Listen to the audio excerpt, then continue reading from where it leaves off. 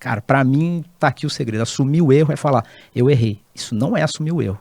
Isso é reconhecer que você errou. Você só assume o erro quando você muda o comportamento do que você fez. Em um cenário de projetos cada vez mais complexos, liderar vai muito além de entregar resultados. É sobre manter clareza no caos, crescer sob pressão e transformar fragilidade em força. Neste episódio, vamos explorar o conceito de liderança antifrágil e, principalmente, a autoliderança como ferramenta essencial para navegar ambientes imprevisíveis. Nosso convidado traz uma trajetória sólida em grandes empresas e é autor do best-seller Autoliderança Antifrágil. Eu sou o Felipe Amaral e esse é mais um Verumcast.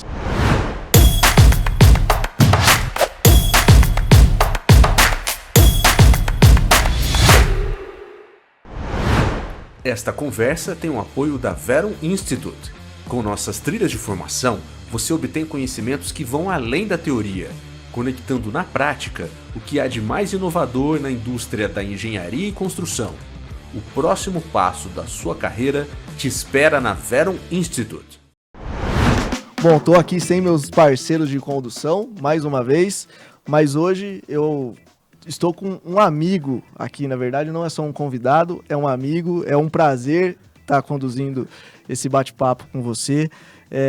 Eu já trabalhei com ele, tive a oportunidade de trabalhar com ele, uma pessoa que me inspira demais, inclusive depois que nós saímos de empresas diferentes, eu ligava para ele para me dar conselho, né? Então, esse episódio ele tem um carinho especial estar aqui com você. O nosso convidado, ele acumula passagens por gigantes do mercado. Além de ser autor, líder de projetos e criador dos métodos dos 5 As da autoliderança antifrágil, que agora são 7 As. Victor Moreira é engenheiro de produção com MBA em engenharia de custos e certificações internacionais como PMP e CCP. Atuou em empresas de grande porte como Vale, Deloitte, Anglo American, MRN e Hatch, liderando projetos complexos e equipes multidisciplinares. E hoje é gerente global de governanças e riscos em geotecnia na Vale Base Metals. Calma, isso não para por aqui.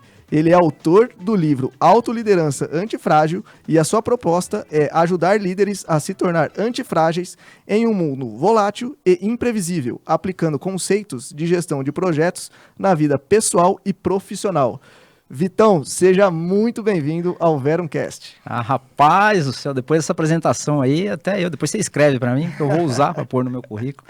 Cara, obrigado, é um prazer estar aqui. E como você disse, né, melhor do que estar na Verumcast é estar na Verumcast com um amigo, que realmente, né, eu te trago da vida, mais do que o profissional. Então, que legal. Galera, já tem aqui, ó, o livro dele, né, procurem, já faz o merchan, onde que as pessoas encontram esse livro?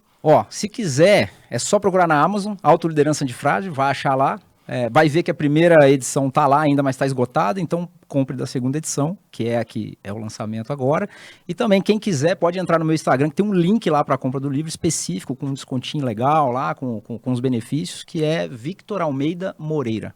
Sensacional, galera, eu tô lendo aqui, ó, livro incrível, nada mais, nada menos do que Oscar Schmidt. Galera, esse livro tá sensacional.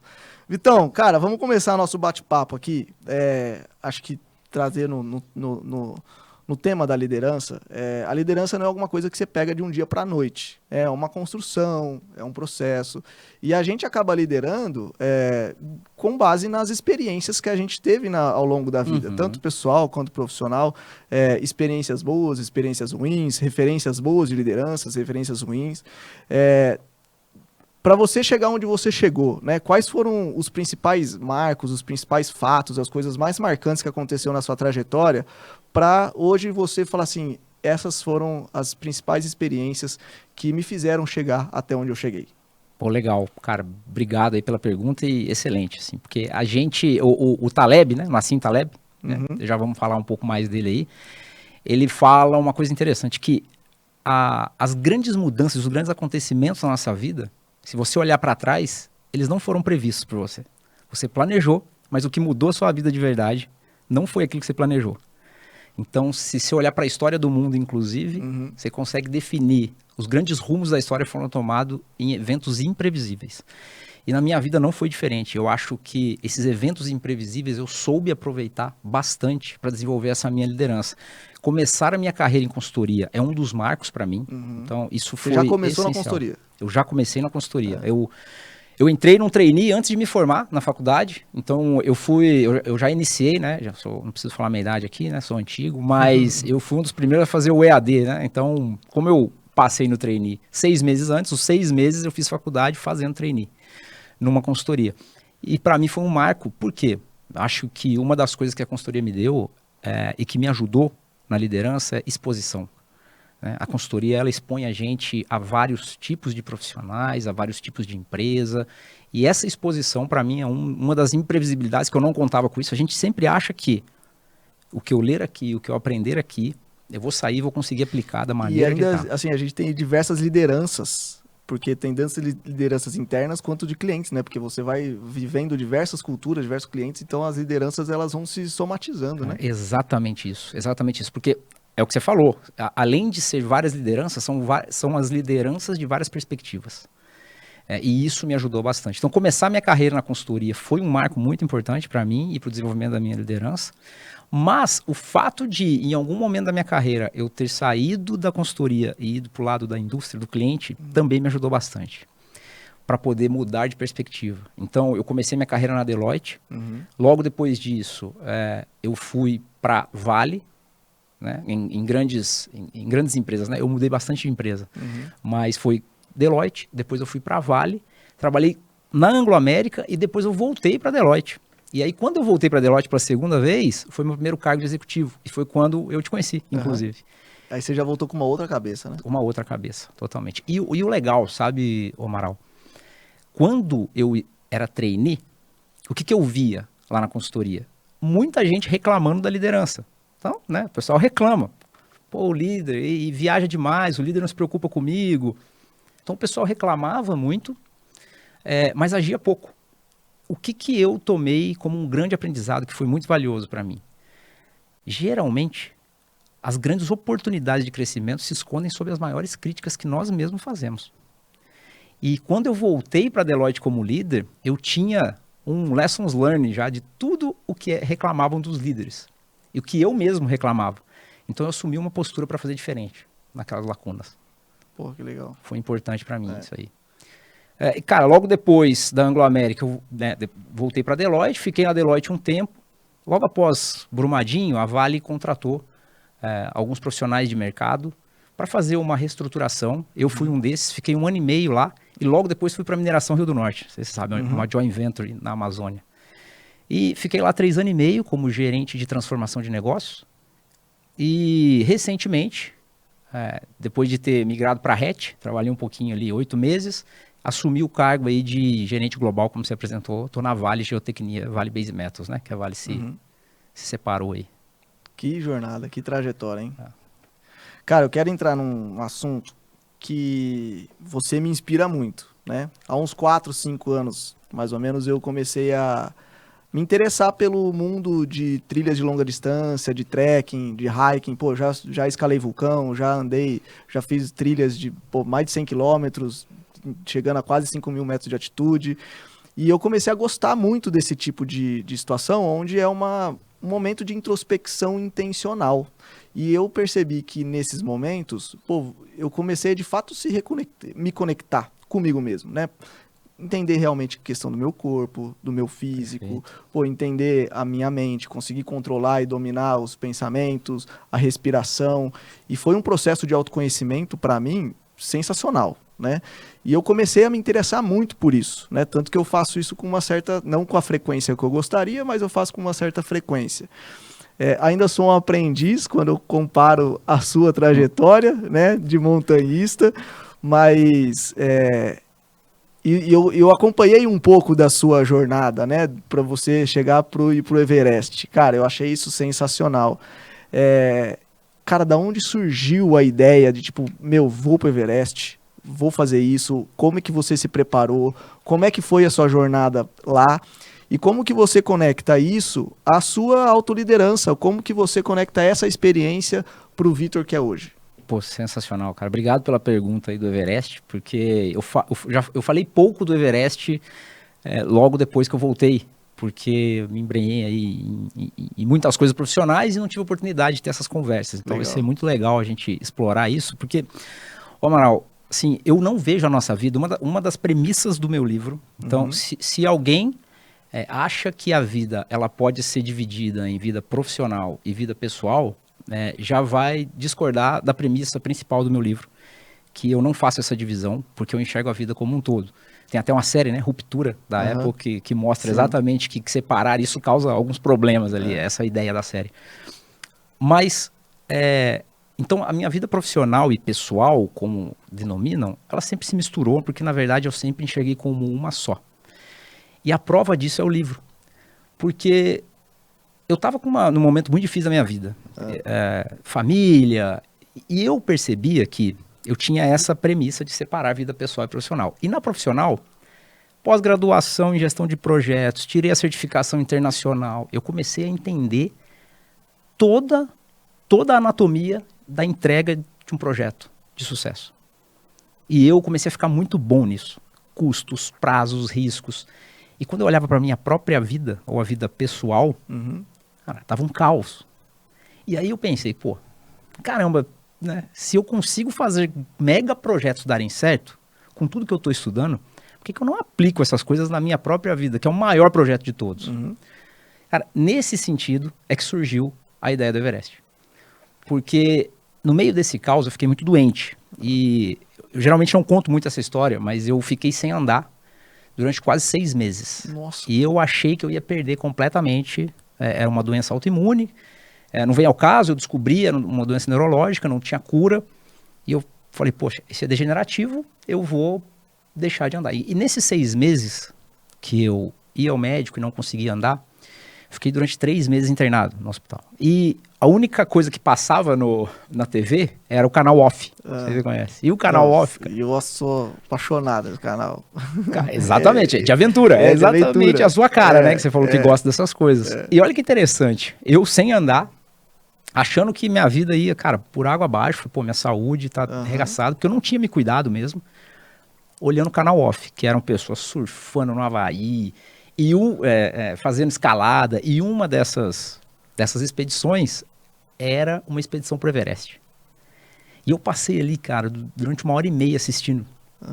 E aí eu não tinha, nem pensava em escrever o livro ainda, mas na minha cabeça foi quando eu falei, poxa, eu preciso fazer o projeto da minha vida dar certo. E a saúde é uma delas.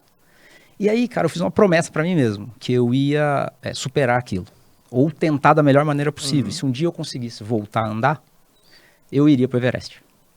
Foi aí que surgiu a ideia do Everest, foi nesse ponto. Pô, sensacional. Aí, pô, né, o resto é história, consegui, o problema se estabilizou e, cara... E, cara, a preparação não é fácil, né? Não. Porque, pô, você tem um trajeto longo, tem que ir de helicóptero para um certo momento, a altitude é complicada. Pô, quanto tempo você demorou para se preparar mental e fisicamente para você, pô, encarar essa aventura? Cara, que legal. Você falou uma coisa que é verdade, assim, a preparação é essencial. Mas você citou a preparação mental. Muita gente acha que o físico... Então tem muita gente, inclusive, que chega lá, pô, eu malho, eu corro não sei quantos quilômetros, e o cara não consegue subir. A pessoa não consegue. Eu estive lá, eu vi pessoas descerem, pessoas que eram atletas. Porque não conseguiu, porque é um desafio totalmente diferente do que a gente enfrenta aqui. Então a preparação, isso que é o legal, ela envolve várias dimensões de quem a gente é. E aí entra o que você citou muito bem, cara, que é a autoconsciência. A gente se autoconhecer na hora de se preparar. Cara, tem músculo que eu nem sabia que podia doer no meu corpo, né? E, pra caramba. Então, a preparação foi... Durante 1 ano eu me planejei, mas a preparação pesada mesmo foram 6 meses antes. E a preparação, por incrível que pareça, é menos aeróbico, muito mais mental. Menos físico e muito mais mental. Então, o Moisés, que é um grande montanhista, que foi o que nos levou, um montanhista brasileiro, ele já subiu o Everest sem oxigênio, até o topo. Ele sempre fez questão de falar isso. Cara, assim, ó, você vai perder ou ganhar na mente, não é no físico. Não esqueça disso. Então, a preparação foi muito mais mental mesmo. Cara, quando você voltou, qual foi a sensação que você teve? cara, de missão cumprida, sabe aquela sensação boa? E ao mesmo tempo, eu li num artigo uma vez é um trauma, mas é um trauma positivo dos astronautas. Quando eles vão pela primeira vez e olham a Terra lá de cima, quando eles voltam para a Terra, eles voltam com a mente modificada de um jeito que eles não enxergam mais o mundo como eles enxergavam antes. Então, eles têm até uma certa depressão. De falar, poxa, né, nós somos pequenos demais, olha como tem coisas muito mais belas. E eu acho que eu senti um pouco disso. Então, quando eu voltei, é aquela sensação de, pô, missão cumprida, mas também com essa... Cara, e de você testar um pouco os seus limites, né? Você entender quais são de fato os seus limites. Exatamente. Né? Você começa a dar muito mais clareza a algumas coisas que você acaba não olhando. Você começa a dar valor a algumas coisas que a gente deixa de valorizar. Né? E eu tenho um pouco de, lógico, as devidas proporções, né? Toda vez que eu faço esse tipo de aventura, né? Desses trekkings e tudo mais, eu sempre volto um pouco diferente. Eu sempre volto um pouco mais sensato das coisas, com uma visão mais ampla. Pô, é um momento que faz a gente refletir muito pra gente, né? E autoconhecimento, né? Que você trata muito nisso no seu livro. E, cara, e o livro? Da onde que surgiu a ideia do livro? Ele veio antes, veio depois? Não, veio antes. Veio antes? Veio antes. E sempre foi antifrágil, não foi? Como você definiu esse título? Você começou pelo métodos? Por onde? Conta aí como é que foi o making off aí do livro. Boa. Cara, assim, nesse momento de caos da minha vida que eu tava contando, pô, é uma das coisas que você mais escuta, né? Você vai procurar ajuda, você vai assistir vídeo no YouTube, você vai conversar com pessoas. E na época, cara, tava na moda a palavra resiliência. Pô, resiliência e tal. E eu, todo estragado, né? Saúde arregaçada, vida um pouco, né, caótica. Falei, pô, eu preciso ser resiliente, voltar, né, pro meu estado natural. Foi quando eu conheci, cara, o livro Na Cinta Leve. Um amigo me indicou e falou, ó, cara, tem um livro. E, cara, ele nem era tão famosão aqui no Brasil ainda, assim. Então ele falou, ó, o livro chama Antifrágil. Falei, cara, que nome estranho. Antifrágil. Falei, não, lê. Lê que você vai gostar. Ele fala muito sobre carteira de investimento, mas é um conceito pra vida. Cara, e quando eu li, pra mim foi um divisor de águas, cara. Assim, recomendo que todo mundo leia. Eu roubei o nome dele pro título do meu livro, né, Autoliderança Antifrágil, mas recomendo que todo mundo leia o livro Antifrágil do Taleb. E aí, quando eu li isso, cara, eu fiquei muito mais motivado a sair da onde eu tava, não para voltar a ter uma vida normal, mas para voltar a ter uma vida muito melhor. Por quê? Ah, nossa, isso é papo de coach? Não, porque ele prova que isso é possível e que isso é uma característica, um atributo do nosso mundo. Só que a gente não nomeava antes. Inclusive, ele dá um exemplo que é muito claro. Ele falou, cara, isso existe, a gente nunca nomeou. O nosso músculo, ele não é resiliente, ele é antifrágil. Porque o nosso músculo, quando a gente danifica ele, por meio de treinos, academia, ele não volta o tamanho que ele era antes. Porque você realmente destrói, literalmente você destrói o músculo. Ele volta mais forte. Essa é a característica da antifragilidade. Você usar do dano que se causou para estruturar algo ainda mais forte. E aí aquilo explodiu minha cabeça. Ele já também trazia métodos ou você pegou o conceito dele e construiu os métodos dos 5As, que depois viraram 7? Não, ele traz os conceitos. Ele tem um método de carteira, que é a estratégia Barbell lá, né, de diferenciar lá os ativos, mas eu trouxe para a vida. Aí você juntou a sua bagagem de gestão de projetos. Exato. Você juntou o PMBOK, você juntou as melhores práticas de gestão de projetos, juntou com o conceito dele e construiu a metodologia. É isso. Até porque você falou de projetos. Cara, o que é um projeto? No final das contas, você fala, pô, por que a gente cria e estrutura a execução de um projeto? O projeto, ele é a definição da antifragilidade. Você causa danos, inclusive, primeiro ao meio ambiente, né? Danos. Você, cara, investe muita coisa, então você causa danos de caixa. Né? Então você vai causando esses pequenos danos para lá na frente você ter algo muito mais valioso do que se tinha antes. Cara, é a definição. O projeto é a criação de antifragilidade no mundo. Falei, pô, então tá certo. Eu preciso tratar a minha vida como um projeto, assim eu me torno antifrágil. Não, eu queria falar um recado para nossa audiência. Se você não tá com um bloquinho de notas, dá um pause nesse vídeo, vai pegar um papel, uma caneta, porque vai ter muito insight aqui. Não perca. Tem muita coisa para anotar. Não, sensacional. E aí, assim, pô, essa sua visão da sua história, pô, você trabalhou em diversas empresas, diversas culturas, diversas localidades, a questão do Everest, tem muita autoconsciência sua, aí, né? Sua autorreflexão. Isso começa a se conectar com o seu propósito. Chegou um momento que você começou a dar um norte ali para o seu propósito, né? Essa palavrinha que ficou muito famosa, às vezes até já perdeu um pouco do sentido, assim como a própria resiliência, né? Cara, como que, dentro do seu próprio livro, né, a tua visão, como que as pessoas conseguem encontrar esse propósito? E, às vezes, como que ela alinha o propósito que ela tem com o propósito do ambiente onde ela está inserido? Porque a partir do momento que você, dentro do mundo de projeto, você alinha o seu propósito com o propósito daquele ambiente, cara, a chance de você ajudar a direcionar para o resultado, ela é potencializada, é muito maior. Mas como que a gente faz isso na prática? Pô, legal.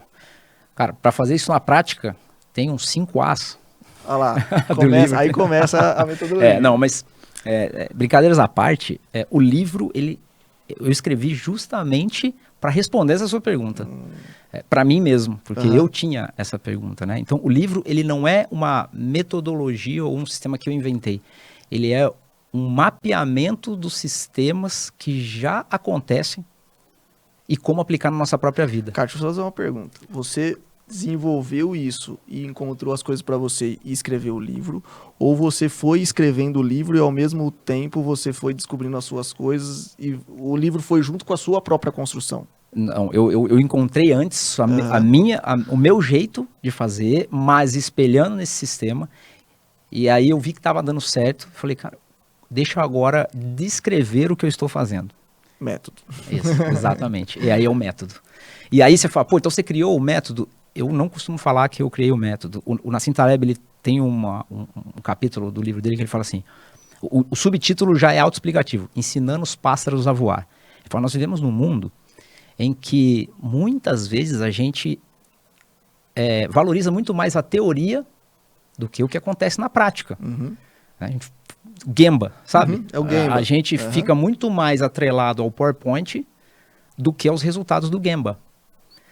O que ele quer dizer com isso? Por que é ensinando os pássaros a voar? Ele diz assim, hoje em dia, a gente tem a impressão, e tem muitos acadêmicos, que eles acham que os pássaros voam por causa dos artigos que eles publicaram, quando na verdade eles estudaram o que os pássaros faziam e escreveram artigos que os permitiam dominar a ciência para voar também. Então hoje, passou tanto tempo que eles olham para os próprios artigos apaixonados pela teoria e falam, os pássaros só voam por causa da minha teoria. Não. Você só tem a teoria por causa dos pássaros. E o meu livro é exatamente isso. Eu não quero ensinar os pássaros a voarem. Eu só peguei os pássaros, estudei eles, vi como eles voam e coloquei aqui. É assim que eles voam, tá, pessoal? Então não é uma criação minha. Perfeito. Tá? Só para deixar... Nossa, sensacional, claro. Sensacional. Cara, tem uma parte do método que fala da autorresponsabilidade, né? E tem muita psicologia, né? Nessa parte. É natural do ser humano associar as vitórias às questões internas, né? Pô, aquilo deu certo porque eu fiz, eu atuei, eu implementei isso e tudo mais. E associa as falhas, os erros, ao externo, né? Tira da culpa, né? Eu não consegui isso por conta daquela circunstância, tal pessoa fez aquilo e acabou impactando, essa situação não foi do meu controle, por isso que eu falhei, né? Por isso que falhou, né? E às vezes as pessoas têm um pouco da dificuldade desse conflito interno entre eu sou competente ou eu errei, eu falhei, né? Perfeito. E assumir o erro é, de fato, um ato de coragem, né? Com certeza. Eu realmente reconheci que eu errei. Mas, às vezes, reconhecer um erro específico, às vezes, é um pouco mais fácil. Pô, você tem as regrinhas lá dos 5 porquês, você consegue chegar, às vezes, no momento. Pô, falhou por conta disso e tudo mais. Mas, às vezes, alguns erros, eles estão vinculados a certos comportamentos, a certos padrões que a gente atua, né? Que a gente acaba desenvolvendo. E, às vezes, a gente não consegue ter clareza desses comportamentos, desses padrões que levam a diversos erros, né? Sem, às vezes, dimensionar tanto o erro, né? Às vezes tem pequenos erros que eles acumulam ao longo do tempo e chega, de fato, numa falha muito maior. Perfeito. Como que você traz dentro do seu método, o que você pode trazer de como você identifica esses comportamentos padrões E se a gente olha numa visão a partir do momento que a gente é auto-líder e a gente vai liderar uma equipe, como que a gente também percebe esses comportamentos e como que a gente atua para quebrar esses comportamentos que às vezes não estão sendo vistos na própria equipe. Excelente, cara. Não, excelente. Na verdade, você deu uma aula primeiro e depois fez a pergunta, mas é isso aí, cara. Você matou a pau, assim. Essa questão de a gente a resposta está na sua pergunta. A gente nos vangloria muito de quando a gente acerta, a gente culpa muito o externo quando um erro acontece. O Gianetti, Eduardo Gianetti, adoro, cara, os livros dele, porque os livros dele são ensaios, né? São muito bons, assim, então recomendo. Num dos livros dele, que é O Auto-Engano, o nome é Auto-Engano, ele explica exatamente o que acontece nessa questão. Acho que a primeira dica que eu dou, afaste-se do coletivo, cara. Como assim? Ele fez uma pesquisa lá e ele fez a seguinte pergunta, tá lá no livro lá. Quando ele voltou, ele dava aula na Inglaterra, quando ele voltou, ele viu que o Brasil criticava demais, sabe? A sociedade, não sei o quê, os jornalistas criticando. Aí ele fez uma amostragem de uma pesquisa e ele chamou os brasileiros e falou, perguntou como se fosse para todos os brasileiros. Você acha que o Brasil é um país racista? É uma sociedade racista? 98% das pessoas respondiam, sim, a sociedade é racista, a sociedade brasileira. Aí ele falou, tá bom, obrigado pela resposta. Aí voltou em um por um. Falou assim, agora eu tenho outra pergunta. Você é racista? 100% falava, não, eu não sou. Então a conta não fecha. Não tem como 100% não ser racista e ter uma sociedade com 98% de pessoas racistas. A conta simplesmente ela não fecha. E aí o que ele explica pra gente? Isso é um tipo de auto-engano, que é a gente culpa o coletivo para poder aliviar a nossa barra. Então eu crio um coletivo, porque esse coletivo ele não existe, eu dou um nome para ele, sociedade. Ah, a sociedade é complexa. Tá, mas você é a sociedade. Você faz parte dessa sociedade. E aí ele até cita o La Rochefoucauld, que ele diz assim, cada um de nós enxerga nos outros as mesmas falhas que os outros enxergam em nós.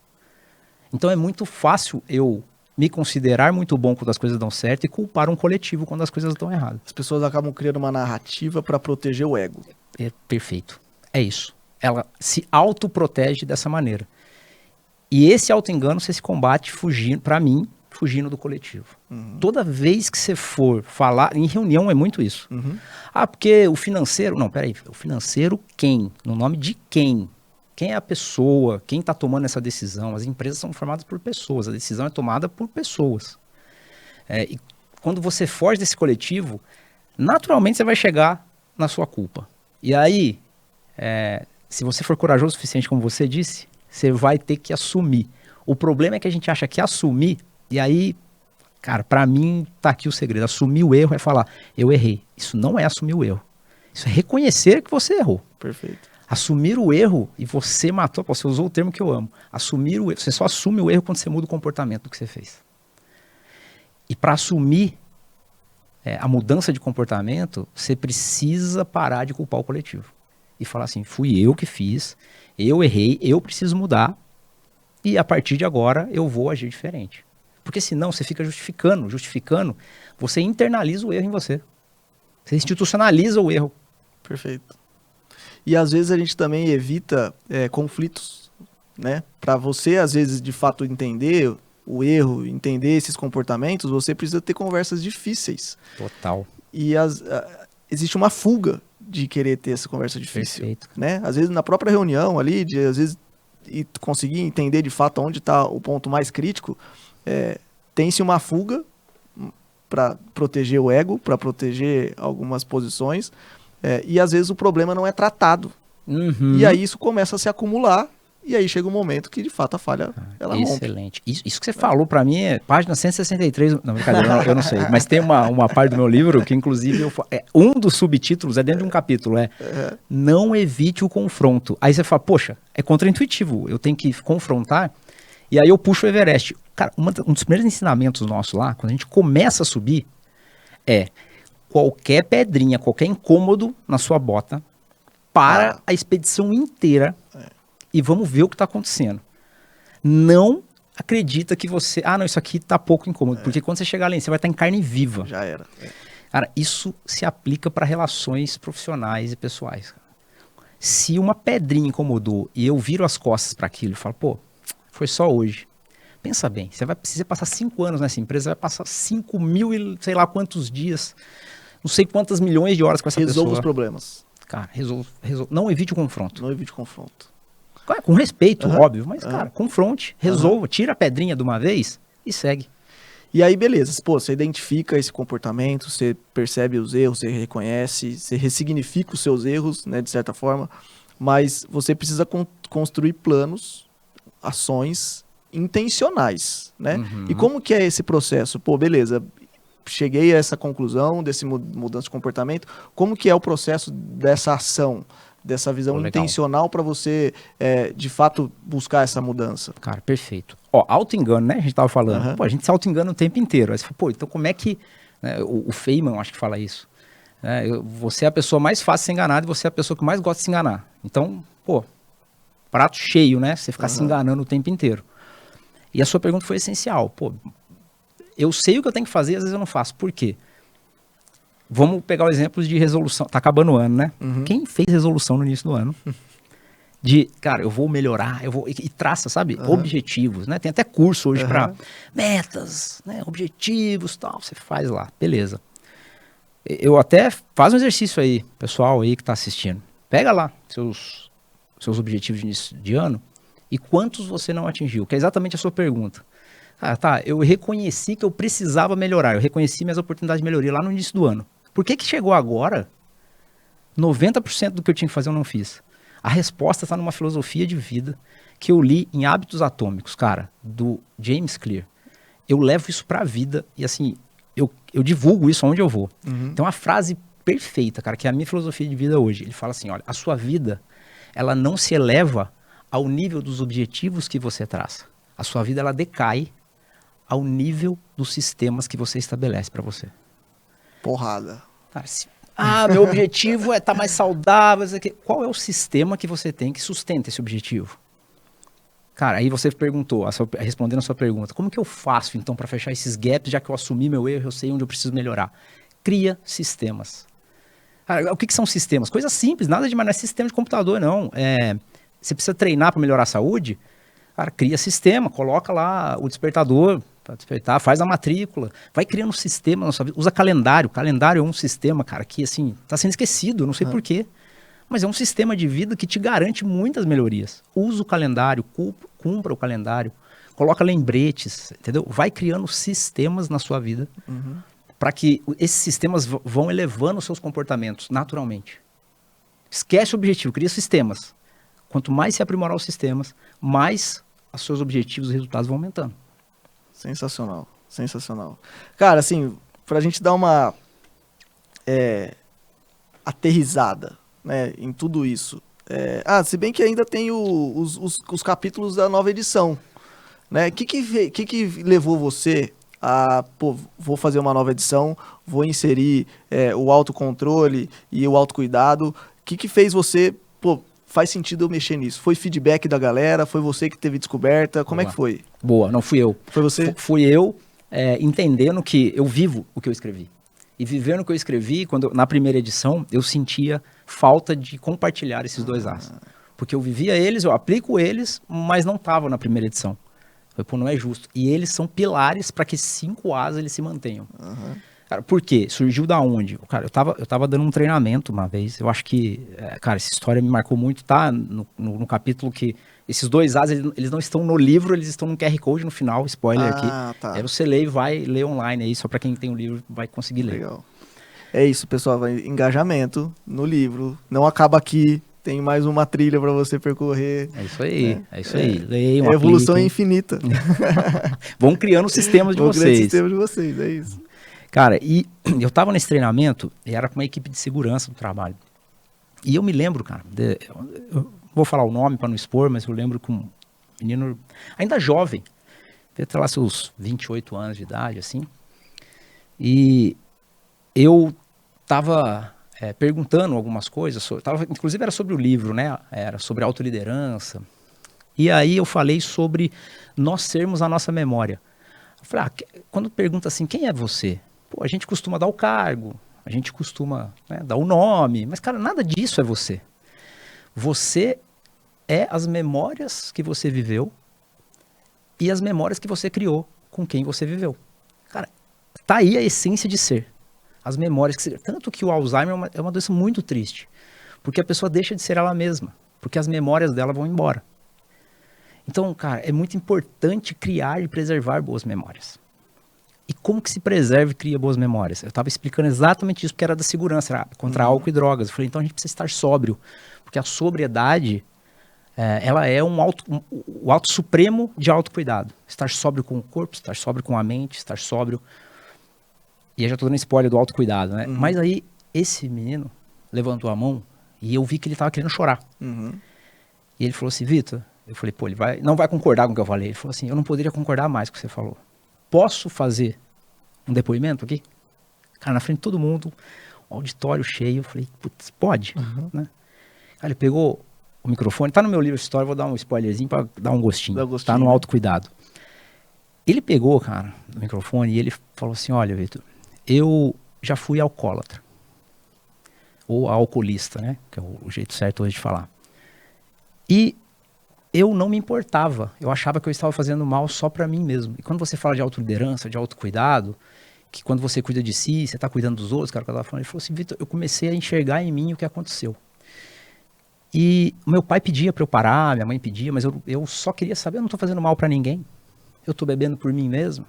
Até um dia, Vitor, que eu bebi até esquecer onde eu estava. Bebi muito, muito. Misturei bebidas e eu cheguei em casa. Não me lembro como eu cheguei, lembro de eu ter aberto a porta, alguns flashes, depois caí no sofá, e quando eu acordei, meu pai estava caído no banheiro, morto. E depois eu fui descobrir que ele pediu a minha ajuda, mas eu não estava lá para ajudá-lo, embora eu estivesse lá. O que me faltou foi a sobriedade.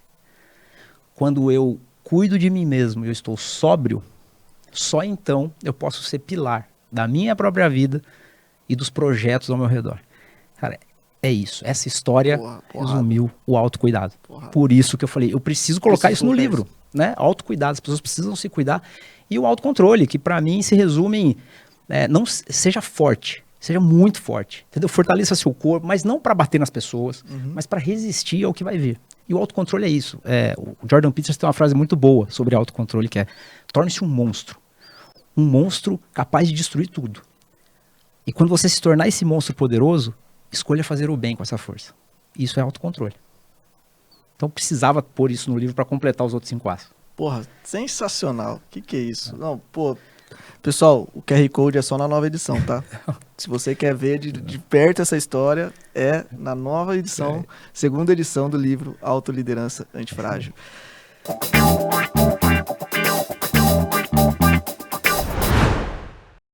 Vitão, cara, você falou que você pratica isso diariamente, né? Esse seu método, você vive com ele, né? Vivo. E a gente tem o quadro aqui que é o Aconteceu no Gemba, né? O Gemba é aquele lugar onde você desce pra ponta, né? O líder desce pra ponta para que as decisões dele sejam com base de conhecimento de causa, né? E não tomar aquela decisão à distância.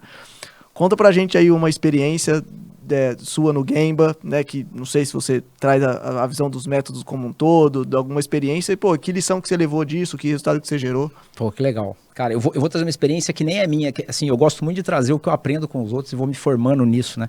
Eu tenho muito a aprender com todo mundo, sempre falo isso. Mas, cara, uma vez eu tava num projeto e era numa construção de um parque eólico. E, cara, tava bem complicado, né, o projeto, como sempre, né? Aquele projeto complicado, era uma subsidiária do governo, então, cara, tava com atraso de pagamento, pleitos pra cá, pra lá. E na minha equipe, eu era consultor, eu era gerente de uma consultoria, e na minha equipe tinha uma menina, vou chamar o nome dela de Dani aqui, mas não é esse, mas só pra gente ter um nome. A Dani, ela tinha, eu via que ela era um pouco avoadinha, assim, e ela que foi alocada, porque tem muitas vezes na consultoria, é o que tem de profissional ali, você precisa, né, alocá-lo e usá-lo da melhor maneira possível. Então ela veio para minha equipe, ela foi para o interior da Bahia, nesse parque eólico lá. Eu fiquei muito preocupado, falei, poxa, é uma situação muito complexa, uma crise, E ela foi para o campo lá para resolver as coisas. Então ela precisava, né, fazer toda a leitura do campo, entender o planejamento, o que estava descolando. E eu não pude ir com ela, então ela ia na frente, eu ia uma semana depois viajar para lá. Cara, eu fui. Quando eu fui pro Gemba e ela estava lá, eu entrei no container que ela estava.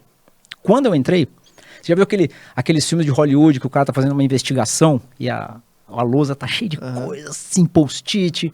Cara, a lousa dela toda organizada do projeto, tudo que ela tinha descoberto ali no Gemba tava ali anotado. E aí eu olhei, cara, eu fiquei maravilhado com aquilo. Eu falei, nossa, Dani, que sensacional isso aí que você fez. É muito bom. Ela falou, não, Vitor, deixa eu te falar uma coisa. Na verdade, eu faço isso porque eu tenho um grande problema. Eu falei, eu tenho TDAH crônico. Fui diagnosticado, tem 2 anos, e eu tenho muita dificuldade de organizar as coisas, de manter as coisas na minha mente e estruturar. Só que o que eu fiz?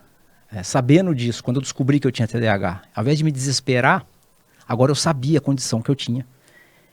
E eu comecei a resolver por meio de alguns métodos, Pomodoro, gestão visual. Então isso que eu estou fazendo é para tratar o meu TDAH, tá? Parece muito bom, mas é que eu estou me tratando aqui. Uhum.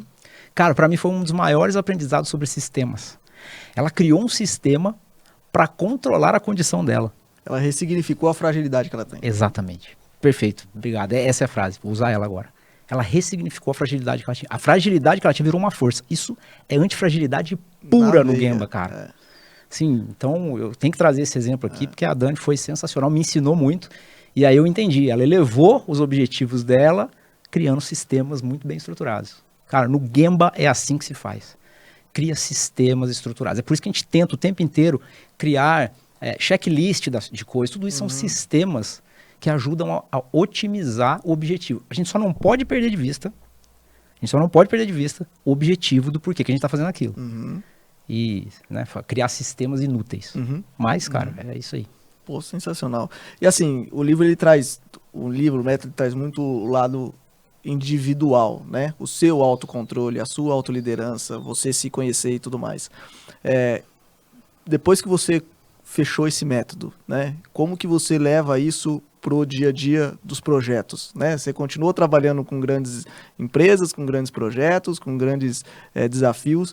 Como que você leva isso para que a equipe também siga no propósito que a empresa precisa, né? Aquela ideia de você conectar o seu propósito com o propósito do ambiente onde você está. Como que você leva isso para o dia a dia dos projetos da empresa e tudo mais? Legal. Isso que você falou do propósito é muito legal, né? De você ter um propósito e linkar esse propósito com a sua... Tem um princípio do meu livro que se chama gerenciamento de circunstâncias. E ele é justamente isso. Você gerenciar as suas circunstâncias para que o seu propósito ele seja favorecido.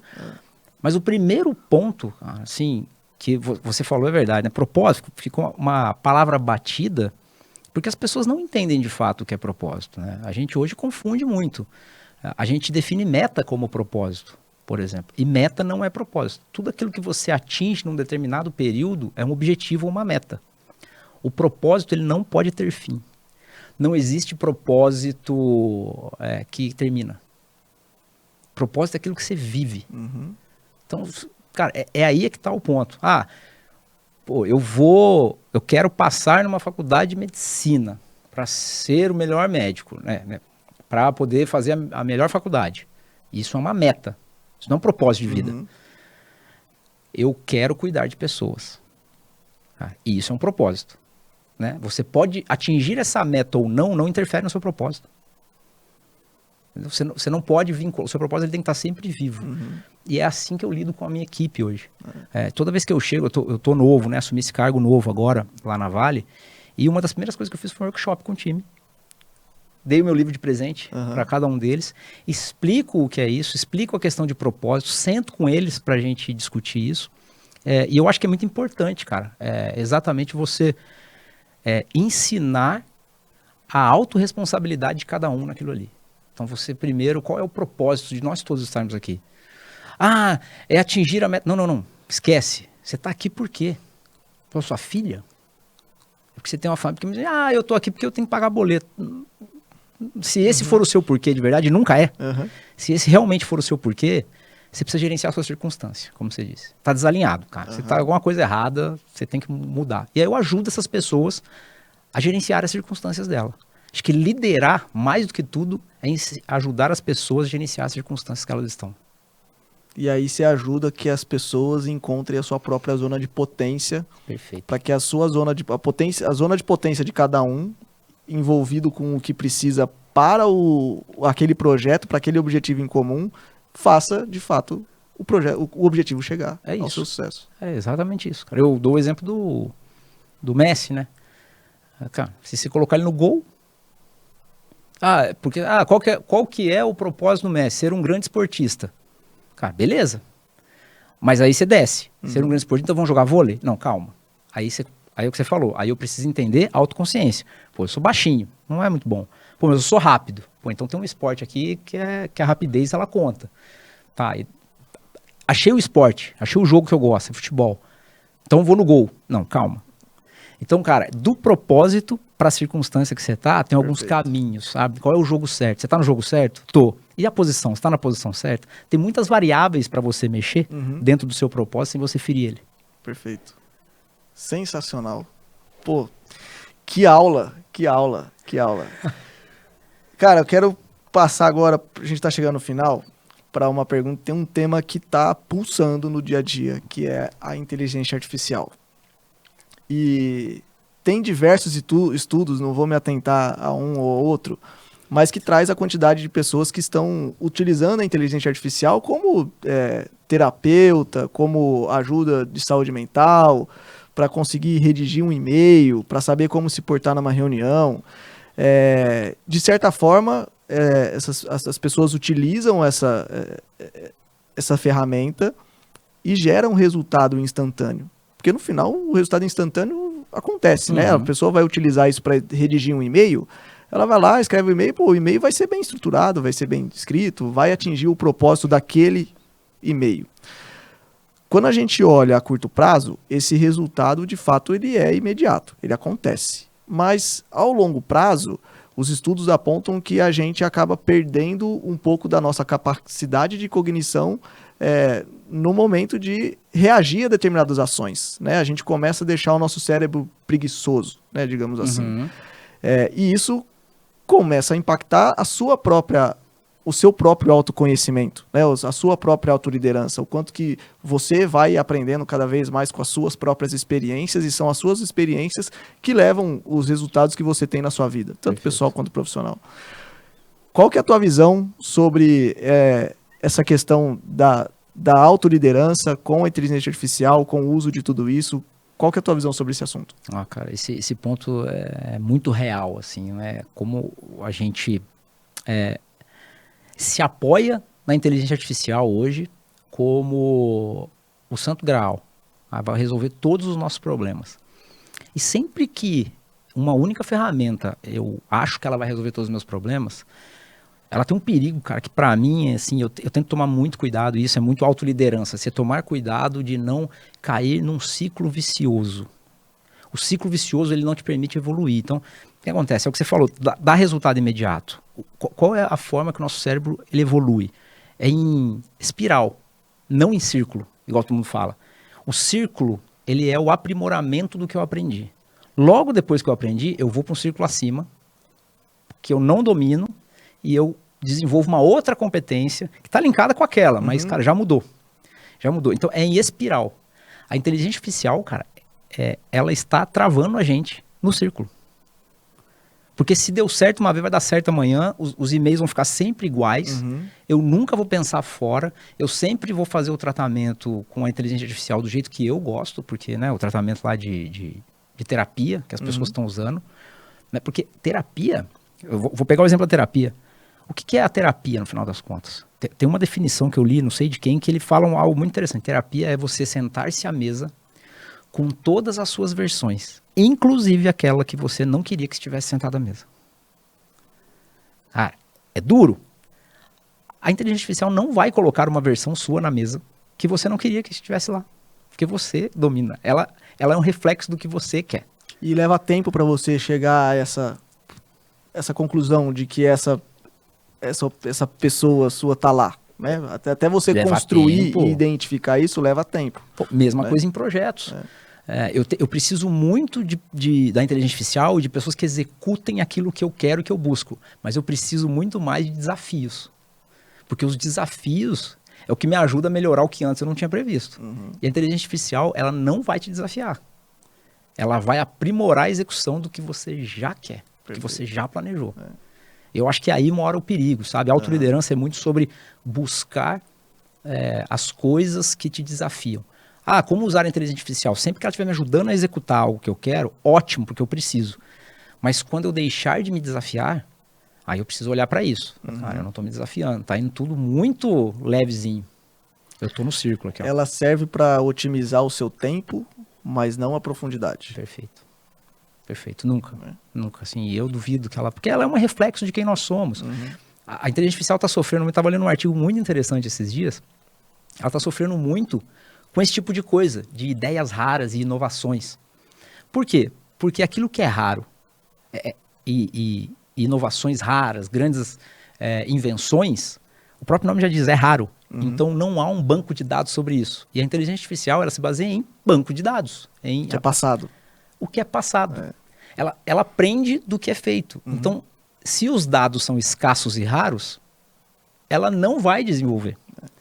E aonde os dados são escassos e raros? Onde eles ainda não existem. Olha que coisa. Então, nós somos os criadores disso. É assim que eu vejo. Acaba minando a nossa própria criatividade. Cara, ficamos no círculo aqui. Ó. A gente fica no círculo e esquece do espiral. Pô, sensacional. Que episódio, meus amigos, que episódio.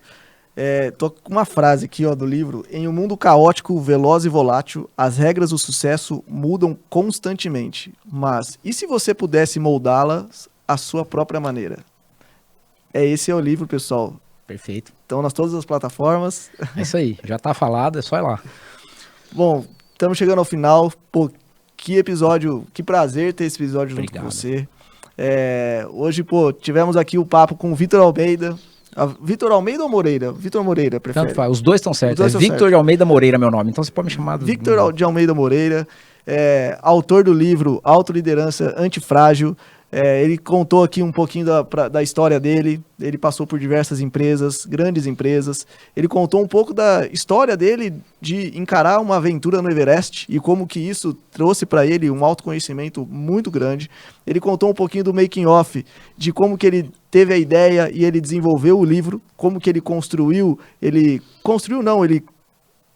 colocou em palavras métodos que já existem, né? Nada mais conectando com toda a experiência que ele tem em gestão de grandes projetos para dentro dessa metodologia. Ele contou um pouco de como que cada capítulo tem aqui os seus principais pontos aqui do método que você vai encontrar só se você adquirir o livro, mas aqui tem um belo de um briefing de como que ele enxerga tudo isso. E ele contou um pouco de como que é essa correlação entre a sua própria autoliderança, o seu próprio autoconhecimento e como isso se relaciona dentro da liderança de equipes, dentro do nosso dia a dia no trabalho, dentro dos projetos. E para finalizar, ele trouxe a visão dele de como que ele enxerga a correlação entre a autoliderança, o seu autoconhecimento, com o uso da inteligência artificial. Vitão, foi um episódio sensacional. No início, nos outros episódios, o Gustavo e o Bruno ficam tocando, batendo toquinho aqui. Eu vou fazer isso com o meu parceiro aqui. Eu vou fazer isso de despedida pro meu convidado especial. Quero abrir para você fazer uma mensagem final para os nossos ouvintes, para a nossa audiência. Cara, obrigado pelo convite. Agradece aí os hosts que não puderam estar. Trouxe os livros de presente, mas vou levar de volta. É verdade, cara. Ele trouxe os livros, eu esqueci de falar. Ele trouxe livro, ele trouxe brinde, mas vocês não vão receber esse brinde. Quem vai ficar comigo e eu vou fazer um sorteio desses outros livros para Verum. Infelizmente, vai ficar com a gente esses livros. Pode continuar. Não.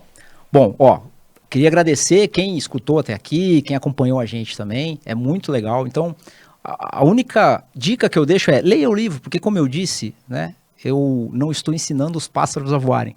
Eu só estudei como os pássaros voam. Aprenda como os pássaros voam e voe também. Então, tá aí. E conte comigo, se vocês precisarem, tô aí.